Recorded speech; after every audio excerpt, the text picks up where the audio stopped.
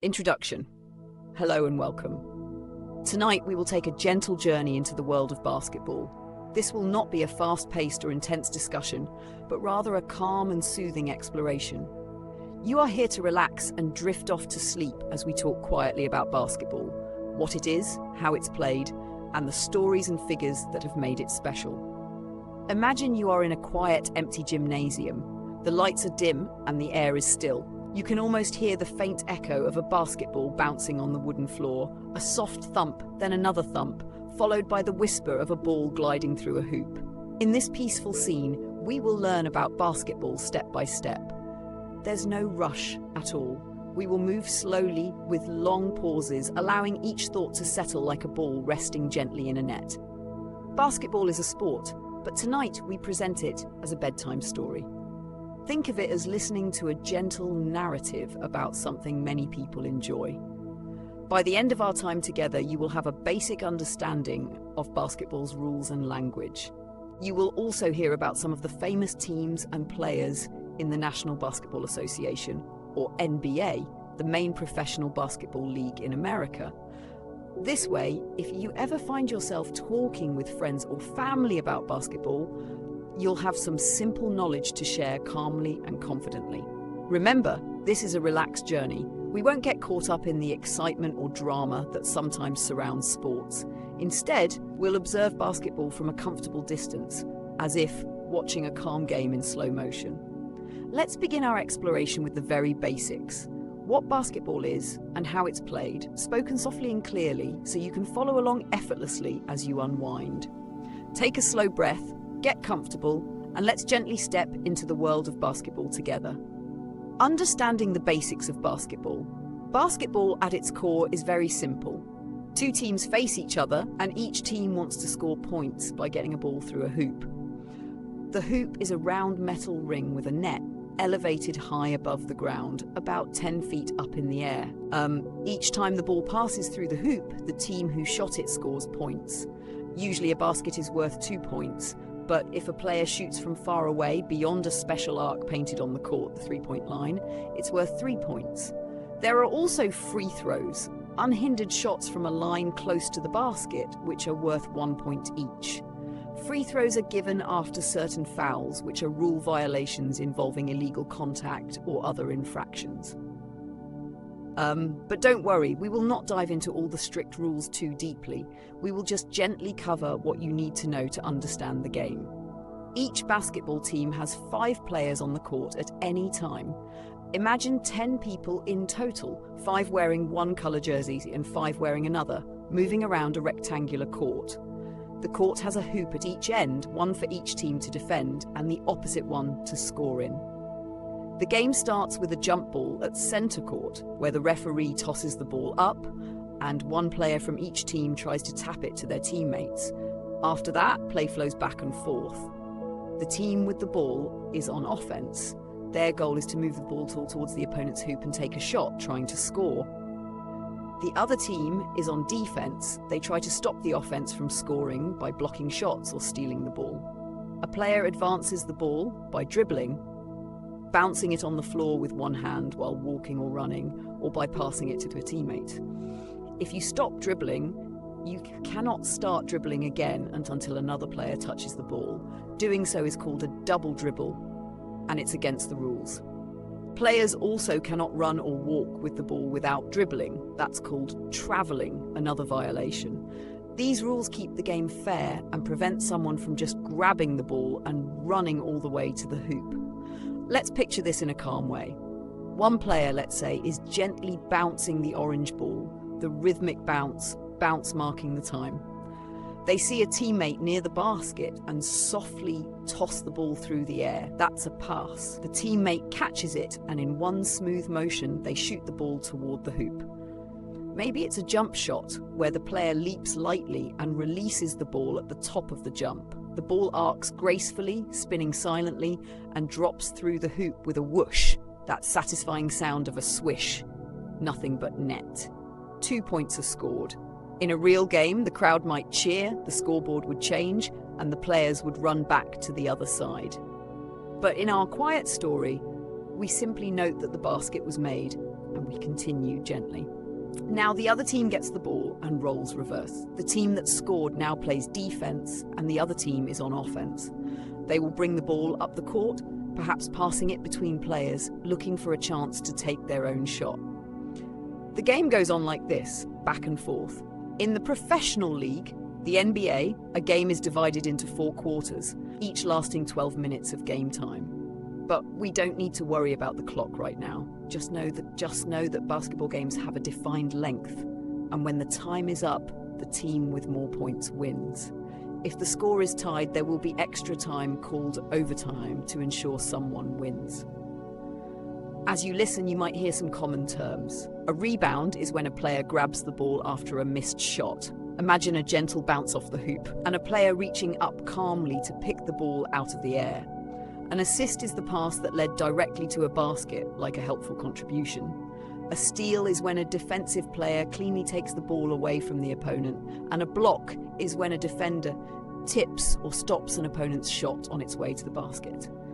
These are some of the little dramas that happen in a game, but we will imagine them as slow, almost ballet-like movements rather than sudden or harsh actions.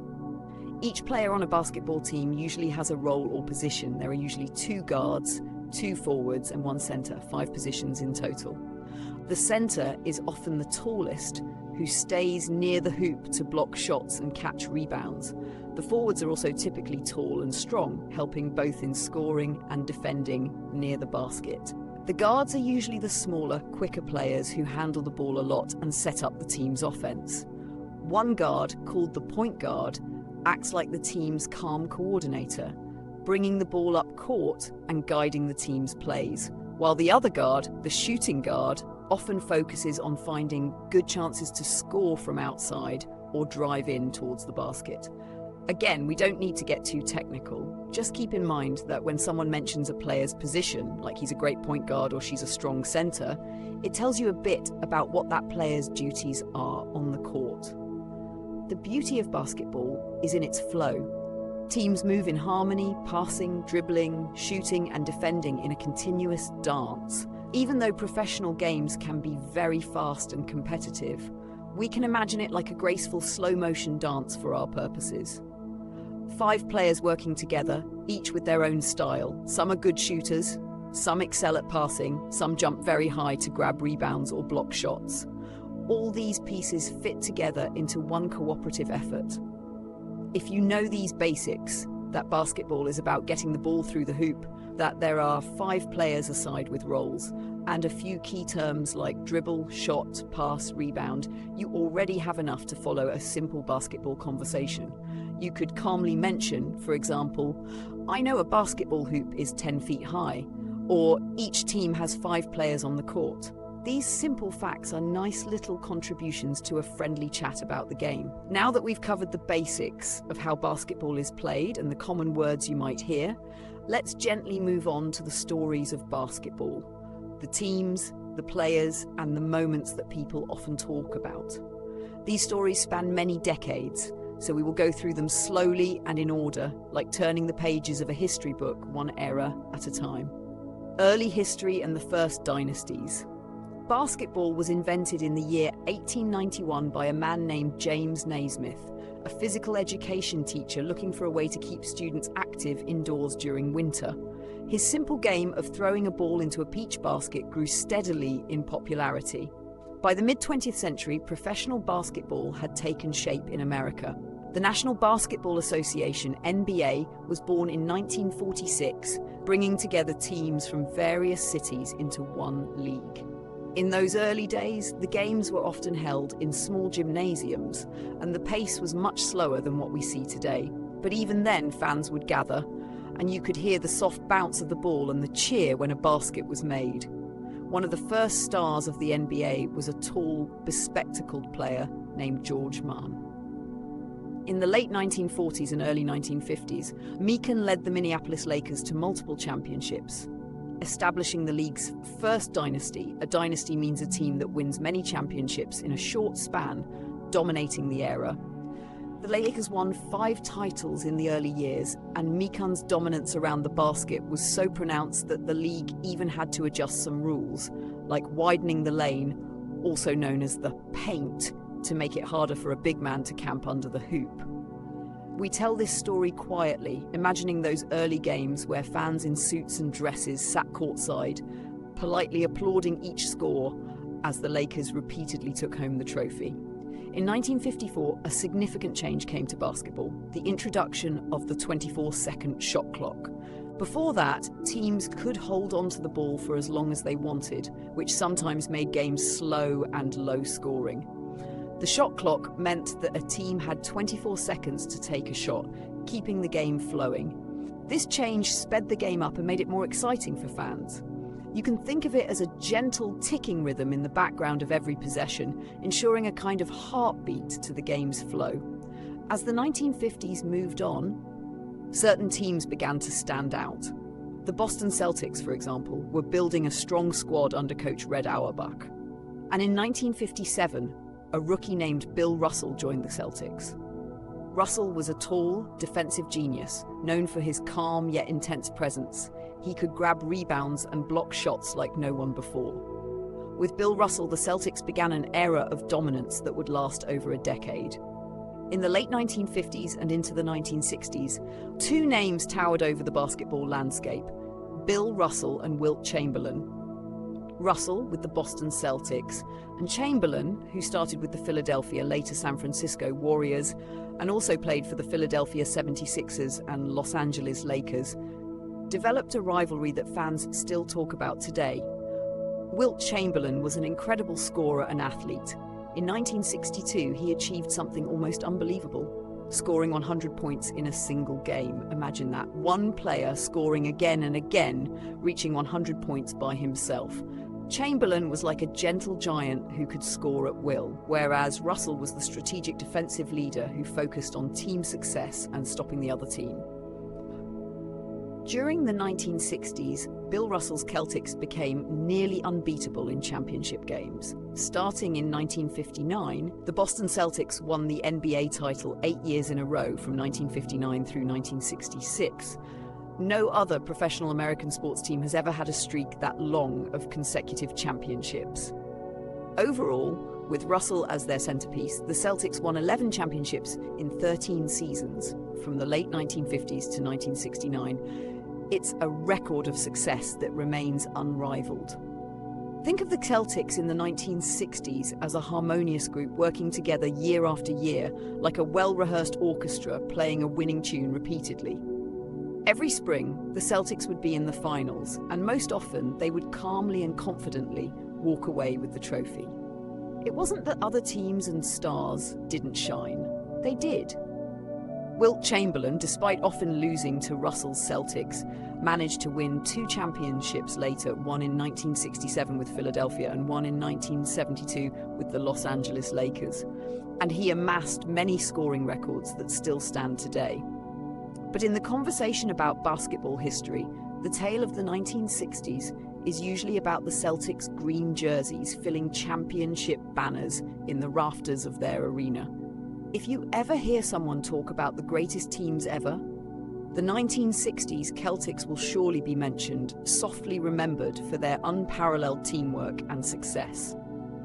By the end of the 1960s, basketball had grown in popularity. The basics of the game were still the same: 5 players per team, a ball and a hoop. But now there were beloved stars and stories that people could discuss. A fan in the late 60s might have talked about Russell versus Wilt, the way one talks about famous rivals in a story. These were the first great legends of the NBA, and their legacy set the stage for the exciting decades that would follow. As we continue, we'll move into the 1970s, a time of change and new challenges for basketball, remembering to keep our tone gentle and our pace unhurried. The 1970s, challenges and change. The 1970s were a very different time for the NBA, marked by both challenges and exciting changes.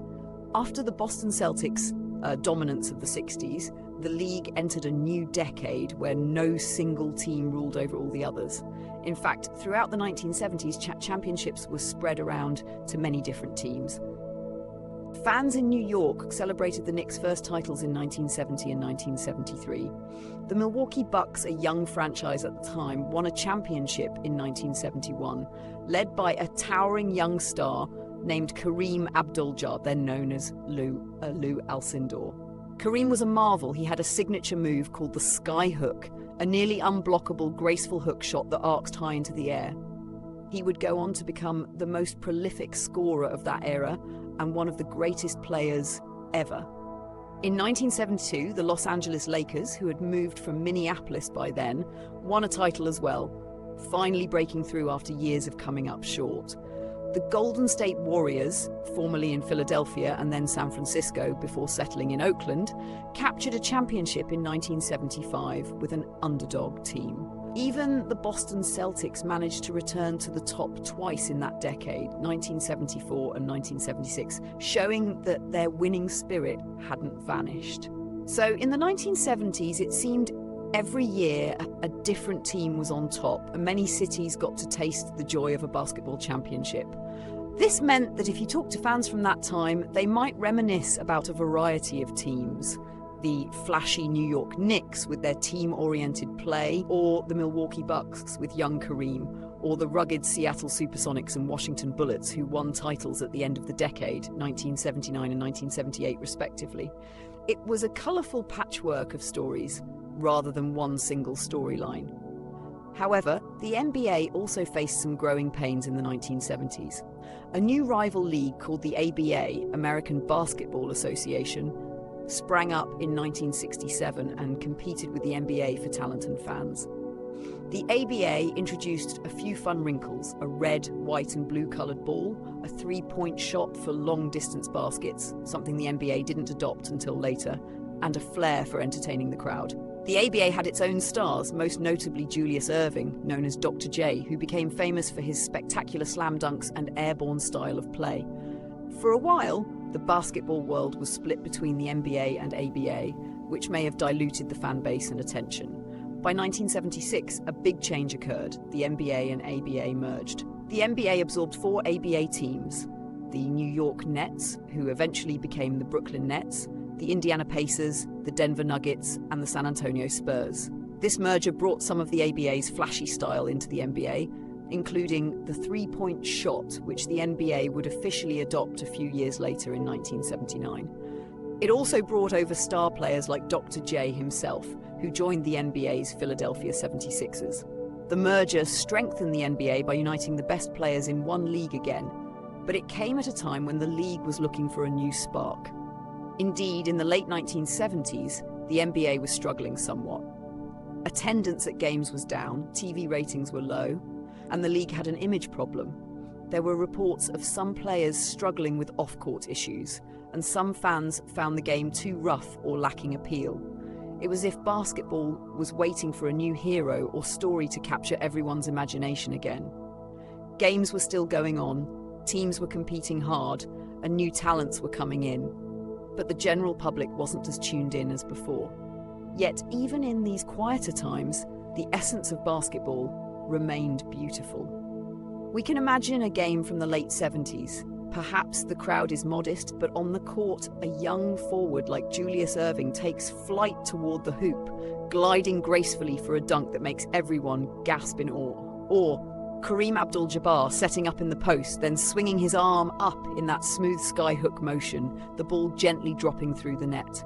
These moments were like gems shining in the darkness, indicating that something brighter was on the horizon. As the 1970s ended, the stage was set for a renaissance. The league had contracted and expanded, experimented with new rules, and welcomed new teams and stars. And right at the turn of the decade, in 1979, a pair of talented young players entered the NBA. Their names were Magic Johnson and Larry Bird, and with them, a new chapter was about to begin. The fans who had drifted away were about to have a reason to fall in love with basketball all over again. But before we move on, let's just note how the 1970s showed the resilience of basketball. Even when things were tough, the game kept evolving and adjusting, quietly waiting for the right moment to capture our full attention once more. Now, in our calm journey, we'll step into the 1980s, a decade where basketball truly finds its spotlight and shines bright again. The 1980s, Magic and Bird, a new golden era. As the 1980s dawned, the NBA found its heroes in two young men who could not have been more perfect foils for each other. Earvin Magic Johnson was a 6'9" point guard with a bright smile and a style of play as dazzling as his nickname. He played for the Los Angeles Lakers. Larry Bird was a no-nonsense sharpshooter from a small town in Indiana with incredible court sense and determination. He played for the Boston Celtics. Magic was African-American and flashy. Bird was white and stoic. Their backgrounds and personalities differed, but on the court, each was a brilliant team leader and fiercely competitive. They had actually faced each other in a college championship game in 1979, a famous duel that hinted at things to come. When they both entered the NBA in the fall of 1979, it kicked off a new era. The Lakers of the 1980s, led by Magic Johnson, were nicknamed Showtime for their fast-paced, entertaining style. Magic's specialty was the no-look pass. He would zip the ball to a teammate for an easy basket without even seeming to look at them, tricking everyone. Under coach Pat Riley, the Lakers ran the fast break beautifully. One could imagine them streaking down the court, the ball moving from player to player like a flash, ending with a graceful layup or a thunderous dunk. In a calm retelling like ours, we can slow that down. Picture Magic gliding up the floor, effortlessly tossing a perfect pass that finds his teammate in stride for a gentle finish at the hoop. The crowd in Los Angeles would roar with excitement, but in our bedtime version, perhaps we just smile at the beauty of the teamwork. Meanwhile, in Boston, Larry Bird revitalized the Celtics. Bird was not as outwardly showy as Magic, but he had an intense competitive fire and could do everything. Shoot from long range, pass cleverly, rebound, and make clutch plays when needed. He was famous for practicing shots over and over, and it paid off. He was one of the greatest shooters ever. In fact, Bird won the NBA's first three-point contests, an event at the All-Star Game where top shooters compete in the mid-1980s, often famously walking away as the ball swished through, knowing it was going in. The Celtics in the 80s, with Bird alongside stars like Kevin McHale and Robert Parrish, were a formidable team built on teamwork. Tough defense and Bird's brilliance. The Magic versus Bird rivalry quickly became legendary. The Lakers and Celtics met in the NBA Finals 3 times in the 1980s, 1984, 1985 and 1987, reviving one of sport's greatest team rivalries. These two franchises had a history of meeting in championships back in the 1960s as well. Each time, the battles were intense but thrilling. Boston won in 1984, then Los Angeles in 1985 and 1987. Throughout the decade, they pushed each other to excellence. In total, during the 10 seasons of the 1980s, the Lakers won 5 championships and the Celtics won 3, accounting for 8 of the 10 titles that decade. Other teams managed to squeeze in. The Philadelphia 76ers won in 1983 with a dominant team led by Julius. Jay Irving finally getting an NBA title, and a young Moses Malone, and at the end of the decade, the Detroit Pistons won in 1989 and again in 1990 with a very tough, defensive-minded team. But it was the Lakers and Celtics, and specifically Magic and Bird, that defined the era. This was a golden era for the NBA. After the struggles of the late 70s, suddenly arenas were packed and TV ratings soared. People who had never watched basketball before became fans. Magic and Bird appeared on magazine covers. They even had a commercial together for a shoe brand that played up their rivalry turned friendship. Their duels were not just about two teams, but almost like two styles or philosophies competing, and it captivated the nation. Sports commentators often said that Magic and Bird saved the NBA, and there's truth to that. Their presence brought the league back into the spotlight. From a conversation standpoint, if you bring up the 1980s in basketball, you'll likely hear fond recollections of Magic's passes or Bird's clutch shooting. Even younger fans who didn't see those games live know the lore. The baby skyhook shot that Magic made to beat the Celtics in one finals game, or Larry Bird scoring 60 points in a game in Boston Garden one night, or the image of them guarding each other, giving everything for the win. These stories are told almost like quiet mythologies now, passed down through generations of fans. We should also note that during the 1980s, in 1984 specifically, the NBA got a new commissioner, David Stern, who helped globalize and market the league, making it more accessible and fan-friendly. He oversaw much of the NBA's rise in popularity. By the late 80s, the NBA was not only on firm footing, it was thriving, with exciting stars in many cities. Towards the end of the decade, a new star was on the rise, one who would define the next era, a soaring, tongue-wagging scoring machine from Chicago named Michael Jordan.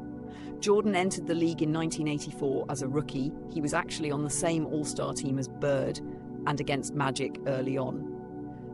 In the late 80s, Jordan was dazzling audiences with his individual feats, scoring titles, slam dunk contest wins, and jaw-dropping athletic plays, but he had yet to climb to the championship mountaintop.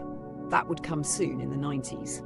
First, the Detroit Pistons, led by Isaiah Thomas and known for their bad boys' tough defense, had their moment by winning the championship in 1989 and repeating in 1990, as mentioned. They were a gritty team that actually defeated Bird's Celtics and then Magic's Lakers on their way to glory, symbolically closing out the 80s and ushering in a new age. As we conclude our look at the 1980s, imagine the curtain falling on a grand stage that Magic Johnson and Larry Bird dominated. They exchange a warm handshake, as they actually did in 1987 after the Lakers won, signaling mutual respect after years of competition. The league is in a good place. Fans are happy and engaged, new stars are emerging, and basketball has become a big part of popular culture. It's like the NBA had found its rhythm again and the world was listening. Now, we gently turn the page to the 1990s, where Michael Jordan and others will take that stage and lift the game to even greater heights. The 1990s, Michael Jordan and the global stage. If one name stands above all others in basketball lore, especially when people talk about the 1990s, it is Michael Jordan. The 1990s in the NBA truly belonged to Jordan and his team, the Chicago Bulls. Jordan was a shooting guard with unmatched competitive drive, athletic grace, and an ability to rise to the occasion in the biggest moments. Wearing his famous number 23, he led the Bulls to 6 NBA championships in the 90s. These championships didn't come all in one continuous run. They happened as 2 sets of three-peats, 3 consecutive titles. First in 1991, 1992 and 1993, and then after a brief hiatus again in 1996, 1997 and 1998. To win even one championship is hard. To win 3 in a row is extremely rare. It hadn't been done since the 1960s Celtics, and Jordan's Bulls did it twice. Let's paint a gentle picture of Michael Jordan in action. Perhaps you recall the image of him soaring through the air for a dunk. He was famously called Air Jordan because of how he seemed to hang in the air. In our calm narrative, imagine Jordan gliding toward the basket in slow motion, the crowd rising in anticipation, and then a graceful slam dunk through the hoop. In reality, crowds went absolutely wild for those moments, but here we observe it like a beautiful dance move. Jordan had a flair for the dramatic, hitting last-second shots to win games. You might hear fans talk about The Shot, a famous series-clinching jumper he made in 1989, and later a championship-winning shot in 1998, and playing through adversity, such as the well-known flu game in the 1997 finals, where he, ill and exhausted, still led his team to victory. Around the world, children began to emulate Jordan, wearing his jersey, sticking out their tongues as they tried to dunk on lowered hoops, and of course, buying his iconic sneakers. He became more than just a basketball player, he was a global icon. Jordan's journey in the 90s had some interesting chapters. After winning his first 3 championships, he shocked the sports world by retiring in 1993, after the loss of his father, to attempt playing professional baseball. During his absence, the NBA saw an opportunity for others to emerge. In 1994-1995, the Houston Rockets capitalized and won back-to-back championships led by another all-time great, Hakeem Olajuwon. Hakeem was a superb center known for his silky footwork. His moves in the post were called the dream shake and defensive prowess. The Rockets' success showed that there were other stars ready to carry the torch, if only briefly. But Michael Jordan wasn't done. He returned to basketball in 1995, famously announcing, "I'm back," in a simple press release. And though the Bulls fell short that year, by the next season they were dominant once again. The 1995-96 Chicago Bulls had a historic season, winning 72 games out of 82, a record at the time for most wins in a regular season. They went on to capture the championship in 1996, and then added 2 more in 1997 and 1998, cementing their dynasty. Key teammates like Scottie Pippen, a versatile forward and defensive stopper, and coach Phil Jackson were integral to the Bulls' success. But Jordan was the centerpiece and the finals MVP each time. The 1998 victory was especially dramatic. Jordan's last shot as a Bull, a steal and a pull-up jumper in the final seconds to secure the win, is often replayed and remembered as the perfect cinematic ending to his Chicago story. Beyond the Bulls, the 90s had other noteworthy teams and players. The early 90s saw the rugged Detroit Pistons, who had beaten Jordan's Bulls in the late 80s, pass the baton as Chicago rose. There were the New York Knicks, led by center Patrick Ewing, who were strong contenders and had fierce playoff battles with the Bulls and others, but never won a championship. The Utah Jazz, with their dynamic duo of Karl Malone and John Stockton, reached the finals in 1997 and 1998, only to be thwarted by Jordan's Bulls. The Indiana Pacers with Reggie Miller, the Orlando Magic with a young Shaquille O'Neal and Anthony "Penny" Hardaway, the Phoenix Suns with Charles Barkley, who was the league MVP in 1993. All these teams and stars had their moments and would be part of any conversation about that era. Each of them, however, ultimately fell in the shadow of the Bulls' greatness. One cannot talk about 90s basketball without mentioning the 1992 Olympic Dream Team. In the summer of 1992, the United States sent a team of NBA stars for the first time ever to the Barcelona Olympics.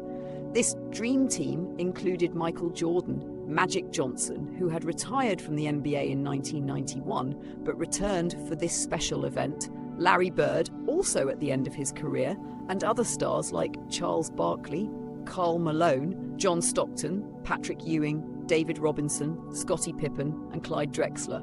They dazzled the world by winning gold easily, but more importantly, they inspired a generation of international fans and players.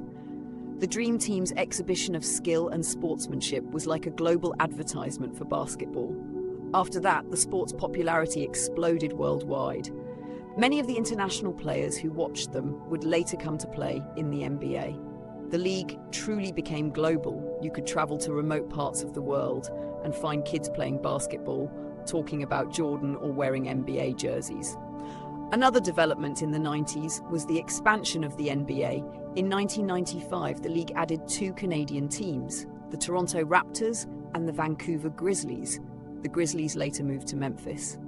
For the first time, the NBA was not just in the United States. It had a footprint in Canada, reflecting the growing international interest. Also in 1996, the NBA started a women's professional league, the WNBA, providing a platform for female players to showcase their talent. These moves were part of basketball's broader growth during the decade. In conversation, people often refer to Michael Jordan as the GOAT, greatest of all time. He set a standard of excellence that players who came after him would aspire to. His impact was such that even people who never watched a basketball game knew his name. When talking about the 90s, fans might also fondly recall the style of play. The games were often physical, scores were sometimes lower than today's game, and rivalries were intense. Bulls versus Knicks, Bulls versus Jazz, etc. But most of all, the 90s are remembered as Jordan's time. If you mention you're learning about basketball, someone might ask, "Have you seen Michael Jordan play?" Or, "Do you know about the Bulls of the 90s?" And you'll be able to say yes, at least in a storytelling sense. You've heard how one player and team ruled the decade in a remarkable storybook fashion. By 1998, after the Bulls' 6th championship, Michael Jordan stepped away from the game again, and the Bulls team was broken up and rebuilt, marking the end of their dynasty.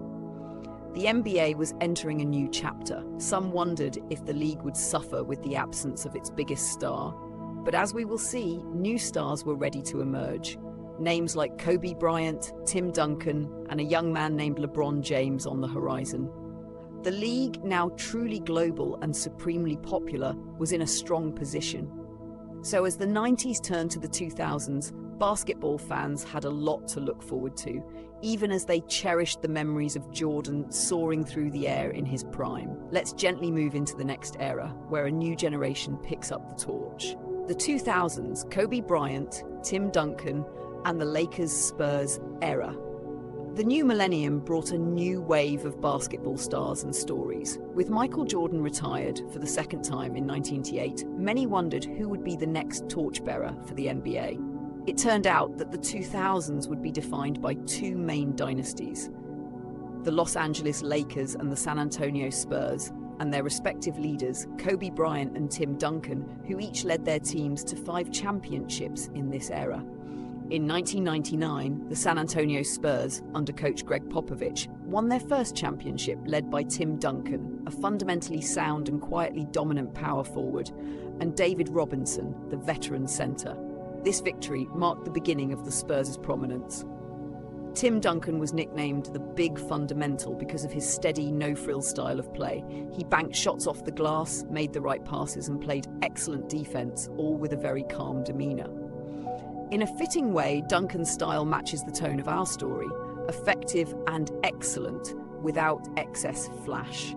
Then came the Los Angeles Lakers' turn to dominate. The Lakers had a superstar duo, Shaquille O'Neal, often just called Shaq, a towering 7'1" center with a powerful presence, and Kobe Bryant, a young, supremely skilled shooting guard who had entered the league at age 18 straight from high school. Under the guidance of coach Phil Jackson, the same coach who led Jordan's Bulls, the Lakers won the championship in 2000, 2001, and 2002, achieving a three-peat of their own.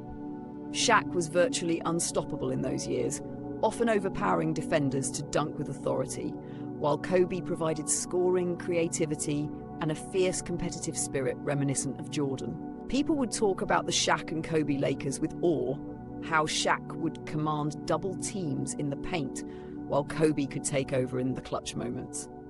In our gentle recounting, imagine a sequence where Shaq in the post near the basket calmly catches the ball and with a smooth, strong move dunks it in. The hoop might rattle, but we hear it as a gentle ring.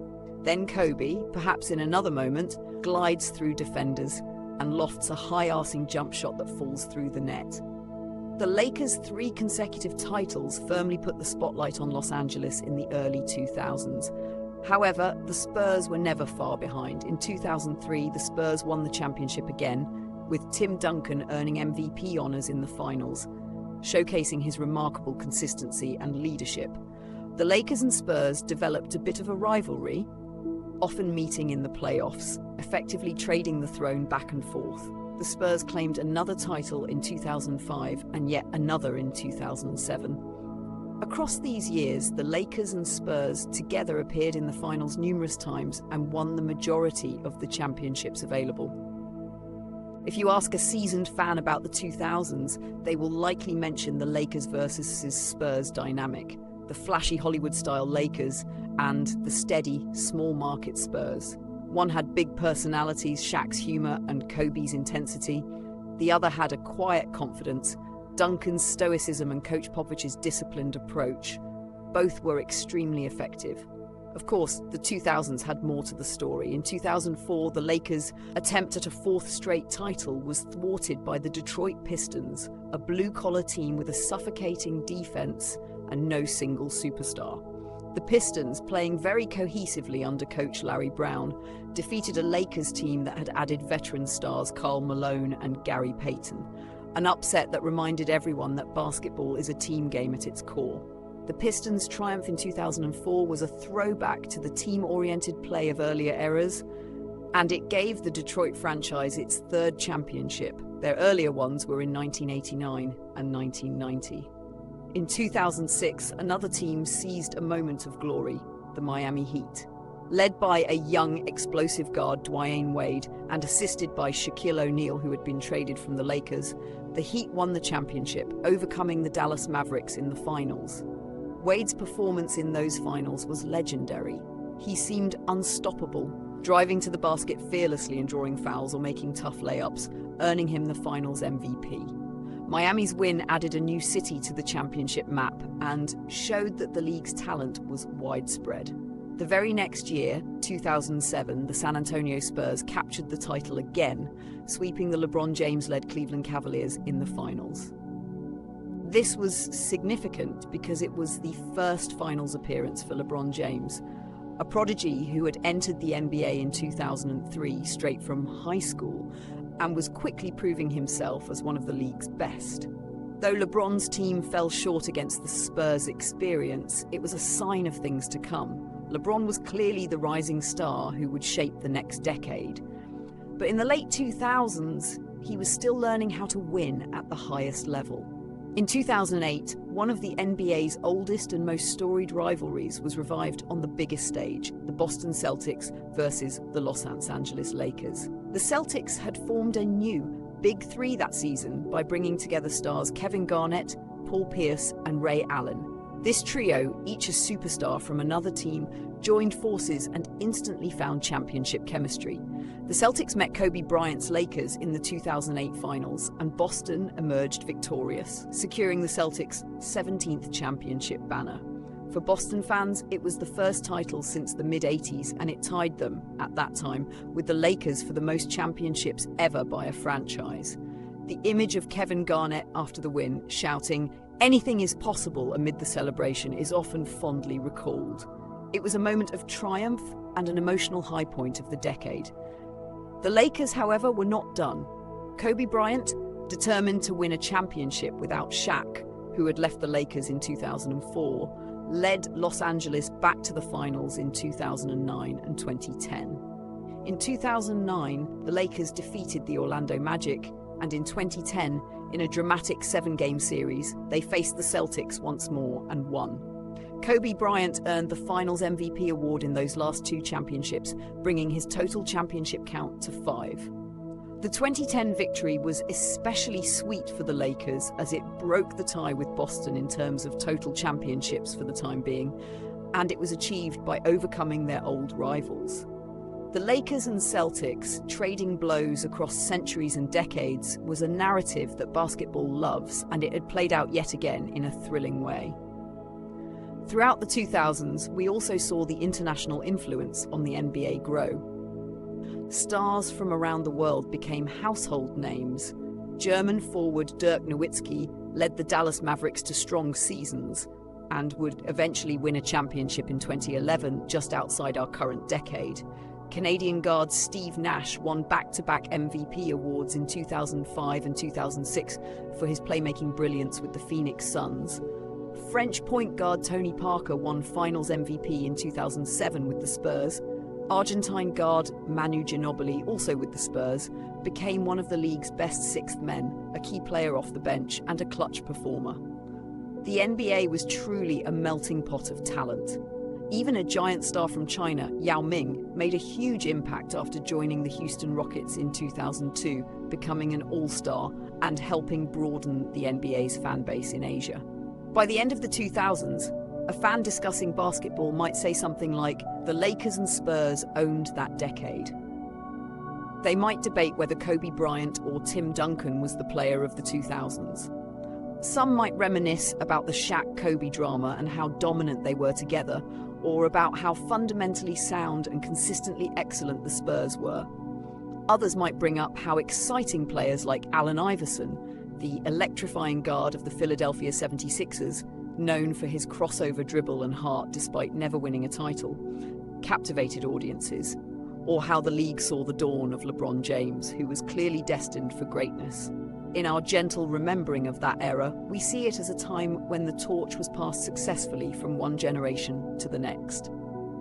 The league didn't suffer in Jordan's absence, instead new legends rose. As the 2010s approached, fans were eager to see what this new breed of stars, LeBron, Dwyane Wade, Chris Bosh, Carmelo Anthony, Dwight Howard, and many others who were young and hungry would do in the coming years. The stage was set for yet another evolution of the game. And so without haste, we drift into the 2010s, where the era of super teams and record-breaking feats awaits. The 2010s, LeBron James, Stephen Curry, and a new era of basketball. Entering the 2010s, the NBA saw the rise of new superstars who would dominate headlines and capture the imagination of fans around the world. The foremost among them was LeBron James. LeBron had spent his early years carrying the Cleveland Cavaliers to contention, but in 2010 he made a highly publicized move to the Miami Heat, joining forces with fellow stars Dwyane Wade and Chris Bosh. This move was controversial, but it ushered in the era of the super team, where multiple top players joined up on one roster to pursue championships. In Miami, LeBron reached the finals every year from 2011 through 2014. The Heat initially stumbled in 2011, losing to the Dallas Mavericks and their veteran star Dirk Nowitzki in the finals, a triumph for Dallas and a redemption for Nowitzki, who had fallen short before. But Miami learned from that defeat and came back stronger. The Heat won back-to-back championships in 2012 and 2013, giving LeBron his first 2 titles. In 2012, they beat the youthful Oklahoma City Thunder led by Kevin Durant, Russell Westbrook, and James Harden. A team brimming with talent, but not yet experienced enough to overcome the James Wade-Bosh trio. In 2013, the Heat won a thrilling finals against the San Antonio Spurs, a series that went 7 games and featured an iconic clutch three-pointer by Ray Allen that saved Miami in Game 6. LeBron was at the peak of his powers, earning Finals MVP in those victories. However, in 2014, the Spurs got their revenge, defeating Miami in the finals with a beautiful display of team basketball that saw stars Tim Duncan, Tony Parker, Manu Ginobili, and a new rising force, Kawhi Leonard, work in harmony to dismantle the Heat. After that decisive loss, LeBron James chose to leave Miami and return to Cleveland, seeking to bring a championship to his home region.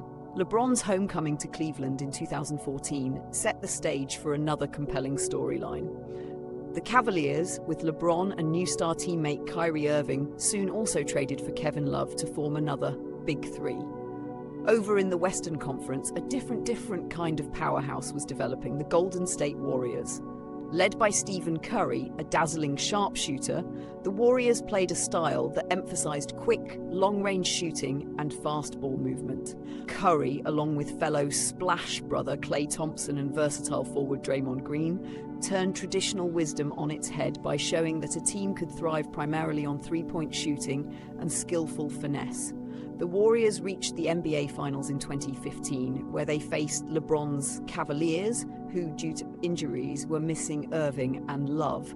Golden State won the 2015 championship, giving the franchise its first title in 40 years. Curry was not the largest player on the court, nor the most physically imposing, but his ability to hit three-point shots from nearly anywhere, off the dribble or via quick passes, revolutionized the game. Young players everywhere started practicing long-distance shots inspired by Curry's success. In 2016, the Warriors had a record-breaking season, winning 73 games, one better than the 72 wins of Jordan's 1996 Bulls. Curry was the league's MVP for the second year in a row, and Golden State looked unbeatable. They marched to the finals for a rematch with LeBron's Cavaliers. This time, the Cavaliers were healthy and determined. What followed was one of the most dramatic finals in NBA history. Golden State took a 3-1 lead in the best-of-7 series, seemingly on the brink of another championship. But Cleveland, led by LeBron James and Kyrie Irving, staged a miraculous comeback, winning 3 straight games to clinch the series in 7 games. It was the first time any team had overcome a 3-1 deficit in the finals to win it all. For Cleveland, a city that hadn't enjoyed a major sports championship in decades, it was an almost surreal moment of joy. LeBron's emotional reaction, collapsing to the floor in tears after the final buzzer, showed how much it meant to deliver that title. He was named Finals MVP, and his chase-down block in Game 7 and Kyrie's clutch three-pointer remain highlights that fans will talk about for years. The Cavs' victory also added a new dimension to LeBron's legacy. He had proven he could lead a team to the championship against great odds, fulfilling his promise to bring a trophy to Cleveland. Smarting from that loss, the Warriors reloaded by adding superstar Kevin Durant to their roster in the 2016 offseason. With Durant, Curry, Thompson and Green, the Warriors were almost unfairly talented, a true juggernaut. They stormed through the league and, as many expected, met LeBron's Cavaliers in the finals again in 2017 and 2018. This time, Golden State prevailed decisively, winning both years and further cementing their status as one of the greatest teams assembled. Durant won Finals MVP in those series, and the Warriors collected their third and fourth championships of the decade. By this point, the rivalry between the Warriors and LeBron's teams had become a centerpiece of the NBA story. They met 4 straight times in the finals, 2015 through 2018, with Golden State winning 3 of those. Many casual conversations about basketball during this time might revolve around comparing the Warriors' super team to past dynasties or debating LeBron's greatness in an era where he sometimes seemed up against overwhelming opposition. In 2019, the chapter took another turn. LeBron had moved to the Los Angeles Lakers by then, and the Warriors made their 5th straight finals appearance, this time against the Toronto Raptors. The Raptors were led by Kawhi Leonard, who had been traded from San Antonio the year before. In a season where several Warrior stars were injured by the finals, Toronto seized the opportunity and won the 2019 championship, the first title ever for the Raptors franchise, and a moment of pride for Canada, as the Raptors were by then the only Canadian team. This victory by Toronto marked a trend toward greater parity in the league. After years of a few teams dominating, now different teams began to reach the pinnacle. The 2019-2020 season brought unprecedented challenges. A global pandemic caused the league to pause for several months. When play resumed, it did so in a bubble environment at Disney World in Florida, where teams stayed and played without fans present to ensure safety. In that surreal, quiet setting, almost like our imagined empty gym, but with championship stakes, LeBron James, now with the Lakers, alongside star big man Anthony Davis, won the 2020 championship.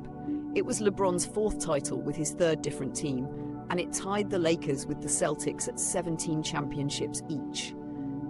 For the Lakers, it was a way to honor the memory of Kobe Bryant, who had tragically died in a helicopter accident earlier that year, casting a sad shadow over the season. The players dedicated the win to him, adding emotional weight to that victory. In 2021, yet another team etched its name in the history books, the Milwaukee Bucks. Led by Giannis Antetokounmpo, a dominant forward born in Greece, nicknamed the Greek Freak for his incredible athleticism, the Bucks won their first championship in 50 years. Giannis delivered an awe-inspiring performance in the finals, including a 50-point game in the title-clinching win, and was named Finals MVP. Milwaukee's win was a feel-good story of a small-market team that built up through years of growth and fell short before finally reaching the mountaintop. By 2022, the Golden State Warriors, who had dealt with injuries to Klay Thompson and the departure of Kevin Durant in 2019, regrouped and made it back to the top. Stephen Curry and the Warriors won the 2022 championship over the Boston Celtics. It was Curry's 4th title and perhaps one of his most satisfying, as he earned his first Finals MVP award and proved that the Warriors' era was not over yet. The Celtics, on the other side, though losing in 2022, had shown that their young stars, like Jason Tatum and Jaylen Brown, could be contenders, reaching the finals and continuing the proud Boston legacy. As of 2023, the NBA has entered what many call a new parity era. In the span of 5 seasons from 2019 through 2023, 5 different teams won championships, something that hadn't happened in many decades. And in 2023, the Denver Nuggets won their first ever NBA championship, led by the brilliant Serbian center Nikola Jokic, who is known for his incredible passing and triple-double ability as a big man. Jokic, along with other international stars like Giannis, Luka Doncic from Slovenia, and Joel Embiid from Cameroon, exemplifies how global the game has become. The best players in the NBA now come from all over the world, not just the United States, and they bring new styles and flavors to the game. The 2010s and early 2020s also saw the game itself evolve. Thanks in large part to Stephen Curry and the Warriors' success, teams now shoot many more three-pointers than ever before.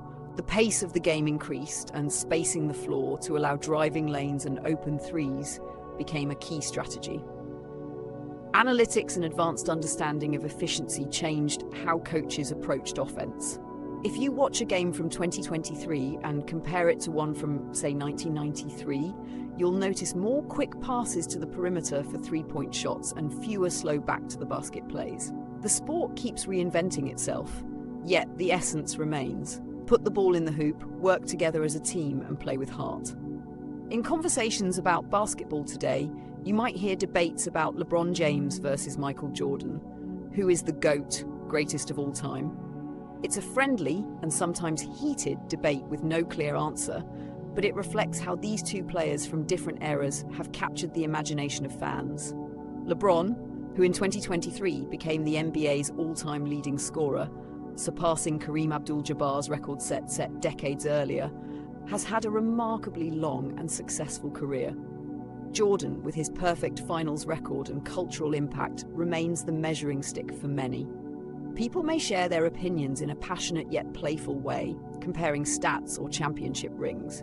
In our calm setting, we can acknowledge both are all-time greats, and we've been lucky to witness their excellence in our storytelling journey.